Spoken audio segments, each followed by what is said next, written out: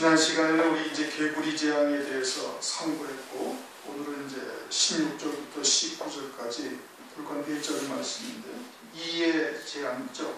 세 번째 이로서 이제 땅에 티끌을 치니까 이가 되게 하시는 이와 같은 재앙이에요.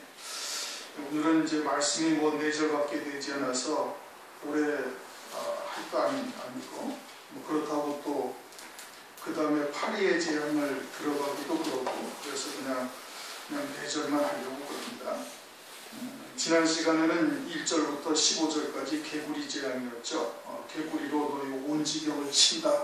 개구리라는 것은 더러운 영, 귀신의 역사를 말하는 거예요. 그처럼 하나님께서 애굽의 하수를 피가 되게 하셨죠. 생명의 말씀, 진리의 말씀, 즉 사람의 계명으로 변질된 말씀들을 갖다가 생명의 말씀으로, 진리의 말씀으로 모세를 통해서 하나님의 보내준 종들을 통해서 이렇게 이제 증거했는데도 불구하고 그것을 받지 않냐고 있는 것이죠. 그와 같은 역사는 악한 더러운 이런 개구리와 같은 악한 영들의 역사다라는 것을 드러내고 계시는 거예요.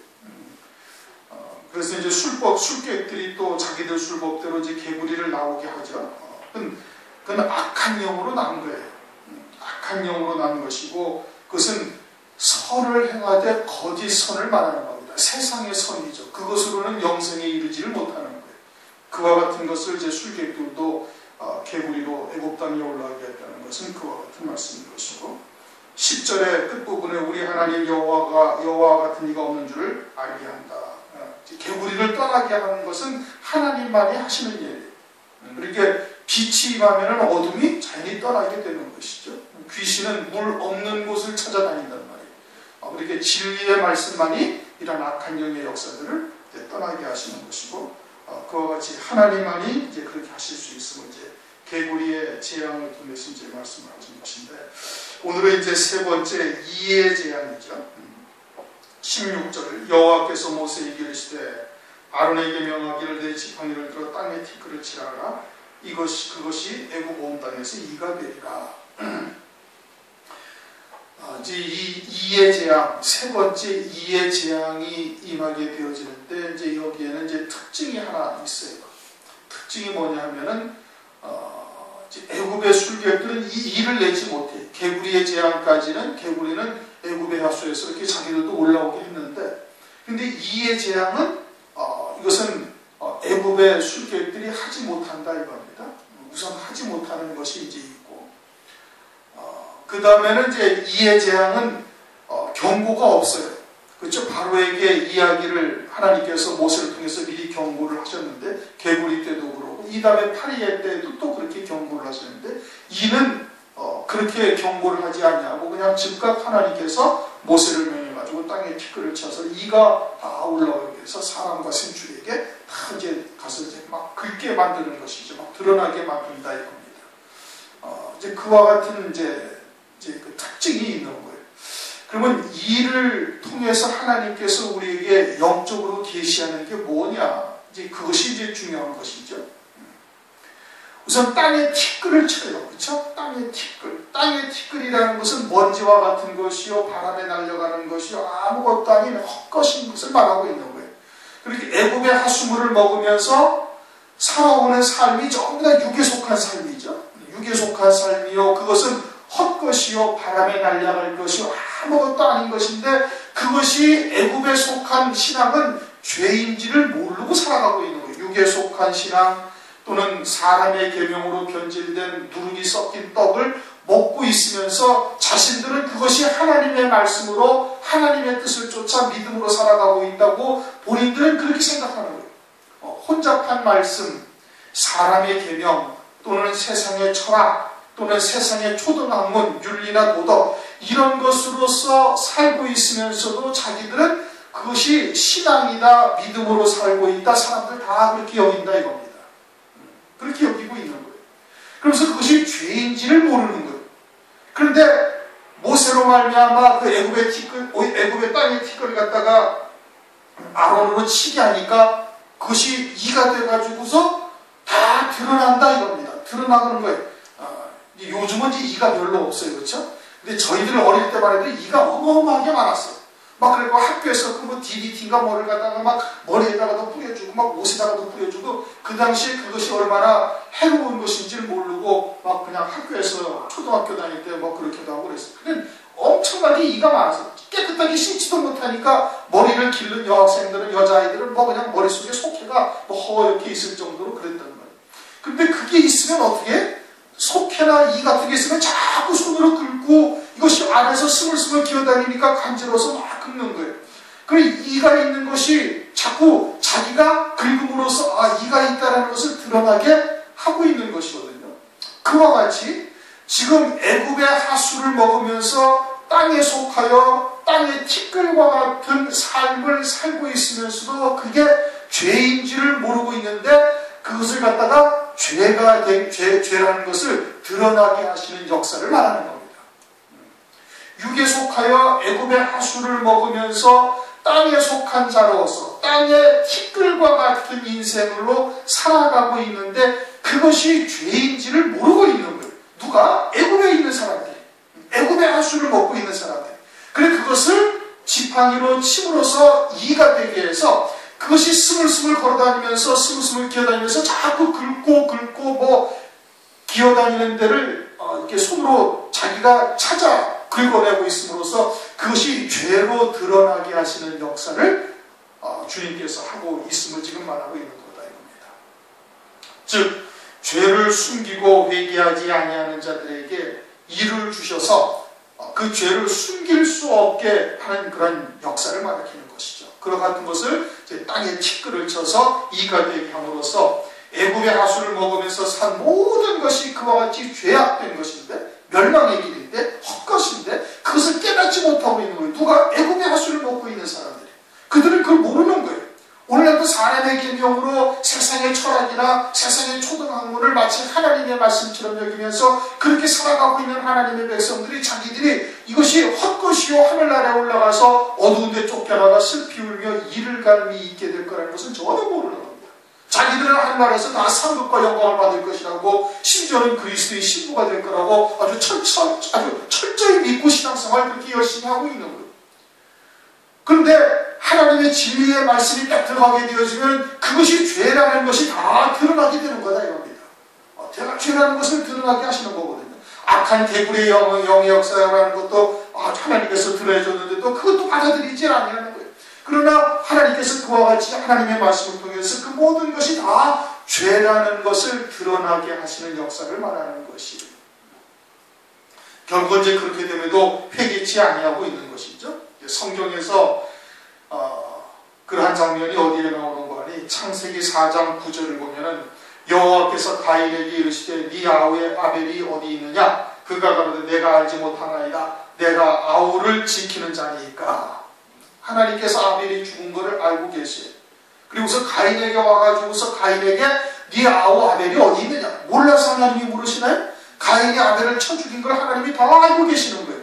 그럼에도 불구하고 하나님께서 오셔가지고 가인으로 하여금 죄를 깨닫고 돌이켜 회개할 수 있는 기회를 주시는 거예요. 무엇을 통해서? 하나님께서 나타나셔가지고 말씀을 하심으로. 진리의 말씀을 통해서 그것이 죄된 것을 드러나게 하고 있는 거예요. 그런데 가인이 그것을 받아들이나요? 아니요. 내가 아우를 지키나니까 오히려 하나님께 반박을 하고 있죠.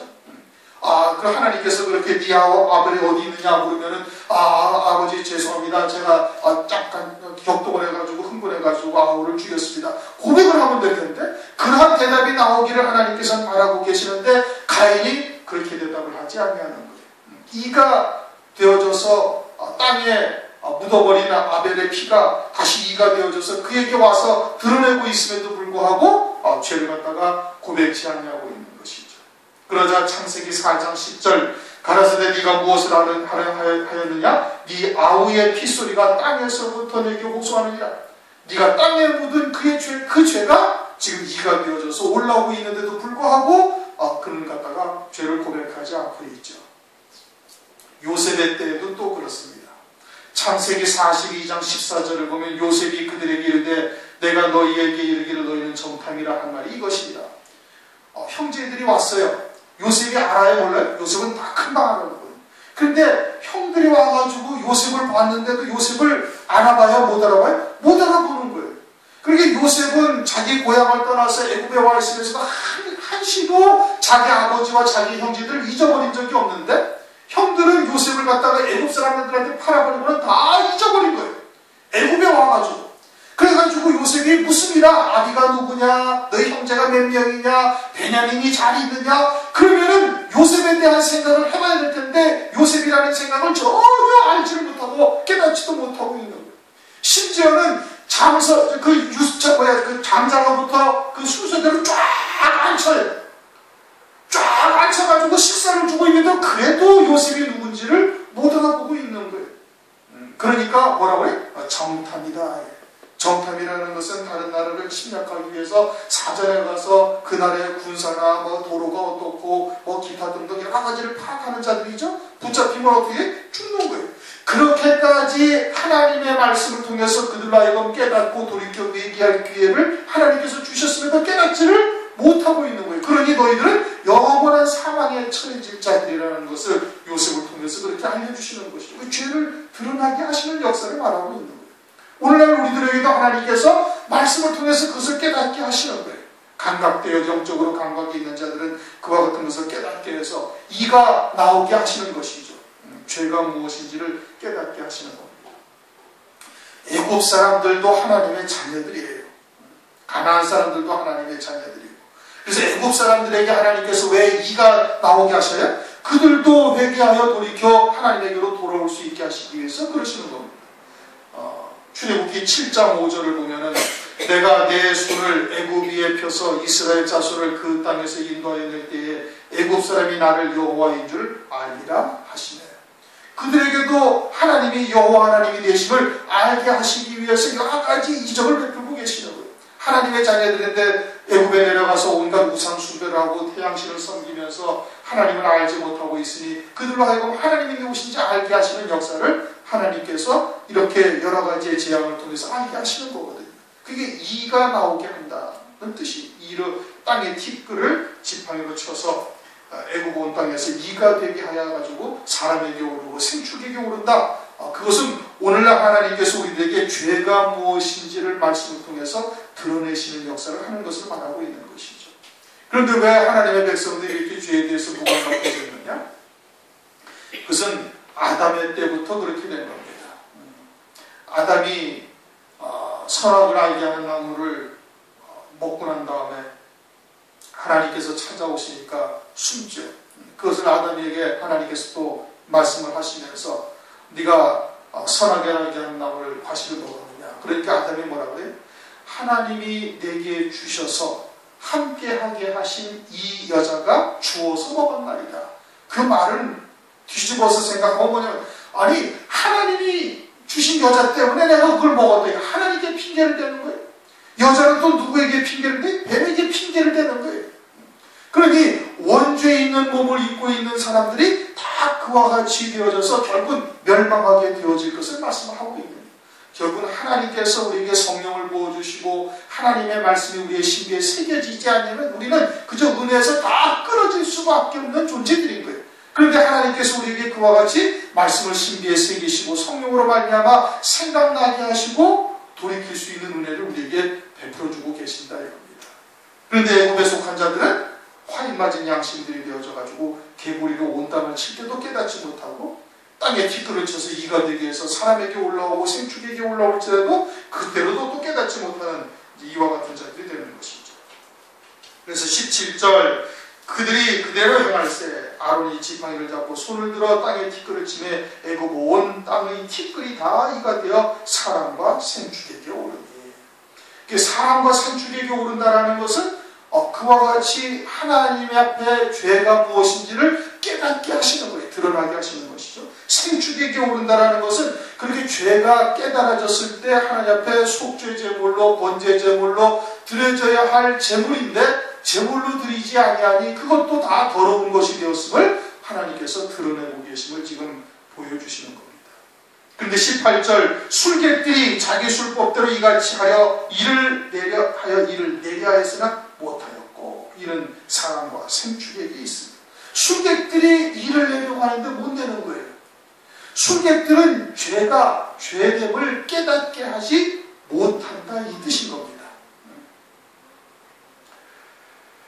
요한복음 3장 20절 21절을 보면 악을 행하는 자마다 빛을 미워하여 빛으로 오지 아니하나니 이는 그 행위가 드러날까 하며 진리를 쫓는 자는 빛으로 오나니 이는 그 행위가 하나님 안에서 행한 것임을 나타내려 함이라.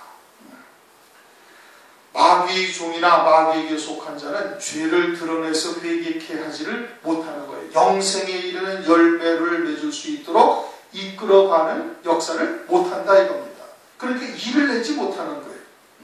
일을 낸다라는 것은 그것을 통해서 죄가 죄됨을 깨닫게 하는 역사를 말하는 거거든요. 그래서 영생으로 인도하는 은혜를 입는 것을 말하는데 마귀의 종된 마귀의 술객들은 그렇게 하지를 못한다 이겁니다. 주님의 제자들 중에 가룟 유다가 있었어요. 그렇죠?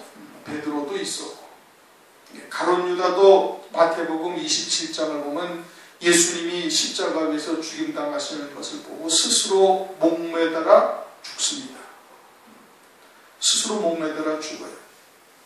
그래서 이제 혹 어떤 신학자들은 그러한 가룟 유다가 훨씬 더 인간적인 면이 있다 해서 가룟 유다를 추앙하는 그러한 이 신학자들도 있어야지 기가 막힐 노릇이죠. 하나님의 뜻이 무엇인지를 모르는 거예요. 그러니까 가룟 유다는 스스로의 생각에 다시 말하면 양심의 가책을 느껴서 목매달아 죽은 거예요. 그런데 그것은 영생과 아무 관계가 없는 거예요. 영생은 말씀을 통해서 깨닫게 해가지고 말씀으로 돌이키게 하시는 역사가 우리에게 영생이 되는 거예요. 그렇게 베드로는 주의 말씀이 생각이 나서 다 울기 전에 네가 나를 3번 부인하리라 하신 하나님의 말씀에 의하여 회개하고 돌이켜서 영생에 이르는 은혜를 입는 자가 되는 거예요. 그러니까 악한 자들은 자신들도 세상의 관습이나 또는 세상의 윤리도덕으로 양심의 가책을 느끼기는 했는데 그것은 회개하여 돌이켜 영생의 열매 맺게 하는 역사는 나타나지가 아니한다 이겁니다. 애굽의 술객들은 일을 내지 못하는 거예요. 하나님의 역사만이 하나님의 은혜만이 하나님의 은혜로만이 우리가 구원을 얻고 영생에 이르는 은총을 받을 수가 있게 되어지는 것이죠. 그러니까 가룟 유다는 그게 되지 않냐는 거예요. 애굽의 술객들은 아무리 일을 내려고 해도 일을 낼 수가 없어요. 일을 내지 못하는 거예요. 그 근본은 어디에서 나오는 거예요? 요한복음 13장 10절 너희는 이미 다 모욕한 자다. 그 영의 산 자예요. 하늘에 속한 자예요. 하늘의 심의권을 가진 자예요. 다시 말하면 하늘의 예비된 영광이 무엇인지 볼 수 있는 눈이 열려있다 이겁니다. 그런데 가룟 유다는 영이 깨끗이 못한 자예요. 영이 산 자가 되지 아니한 거예요. 이미 지옥의 심판 아래 떨어진 자인 거예요. 그러니까 그들은 세상의 선을 쫓고 세상의 윤리도덕을 쫓는다 할지라도 그것으로는 영생에 절대 이르지 못하는 거예요. 그게 일을 내지 못한다 이런 뜻이 되는 겁니다. 그래서 술객들이 자기 술법으로 이같이 행하여 일을 내게 하였으나 못하였고 이는 사랑과 생축에게 있은지라. 그런데 이들이 하나님의 뜻을 깨닫고 돌이켜야 하는데 돌이키지를 못하는 거예요. 왜? 바로의 권세 안에 있으니까. 다시 말하면 마귀의 종된 삶에서 완전히 화인 맞은 양심들이 되어져 있으니까 깨닫지를 못하는 거예요. 오늘날도 역시 마찬가지인 겁니다. 애굽의 하수를 먹고 있으면서 바로의 종된 자들에게는 아무리 진리의 말씀을 증거해줘도 오히려 자기들에게 욕을 어기고 대적하고 도리어 조롱하고 또는 핍박하고 작작 환난 날에는 어떻게 죽이는 자리까지 내주는 역사가 있게 되어지는 것이죠. 그러자 19절 술객들이 바로에게 고하되 이는 하나님의 권능이니이다. 이가 나오게 하는 것은 하나님만이 나오게 하시는 거예요. 다시 말하면 우리로 하여금 육에 속하고 세상에 속하고 사람의 계명으로 살다가 그것이 죄된 것을 깨닫게 하는 역사는 세상의 교훈이나 세상의 철학이나 윤리도덕이나 세상의 가치관으로 있는 것이 나올 수가 없다. 이성으로 나올 수 있는 것이 아니다. 세상에 속한 마귀의 권세 안에 있는 어떠한 교훈으로도 그렇게 나올 수가 없다. 그것은 오직 하나님으로만 나오게 하시는 하나님의 은혜로만 나오게 되어지는 하나님의 권능이다 이겁니다. 살리는 역사는 하나님으로만 나오게 되는 것이다. 하나 바로의 마음이 강팍해 되어 그 말을 듣지 아니하니 여호와의 말씀을 받았더라. 오늘날도 그와 같은 진리의 말씀을 듣고 죄된 것을 깨닫지 못하는 것, 세상에 속한 말씀 또는 그런 인본적인 말씀을 듣고 살고 있으면서 그것이 잘못되어져 있고 그것이 영생에 이르는 길이 아니라는 것을 깨닫지 못하는 자들은 여전히 바로의 권세 아래 살고 있는 자들이기 때문에 그러는 거예요. 그와 같은 사람들이기 때문에 깨닫지 못하고 그리고는 여전히 마음을 강팍하게 하고 있다. 오늘날도 여러 가지의 그와 같은 잘못된 교훈들로 살고 있는 하나님의 백성들이 상당히 많이 있죠. 그 중에 하나님께서 택하신 자, 마지막 때 은혜를 입고 예비된 자들에게는 하나님의 말씀을 증거할 때 그들이 듣고 돌이키는 역사가 나타나게 되어지는 겁니다. 남은 자들이죠. 마지막 때 하나님께서 남겨두신 자들, 베드로전서 1장 4절 말씀처럼, 또는 엘리야 때 남은 자가 있었던 것처럼 오늘날도 남은 자가 있는 것이고, 오늘날 우리들이 그 가운데 들게 되었다는 것이 큰 은혜이죠.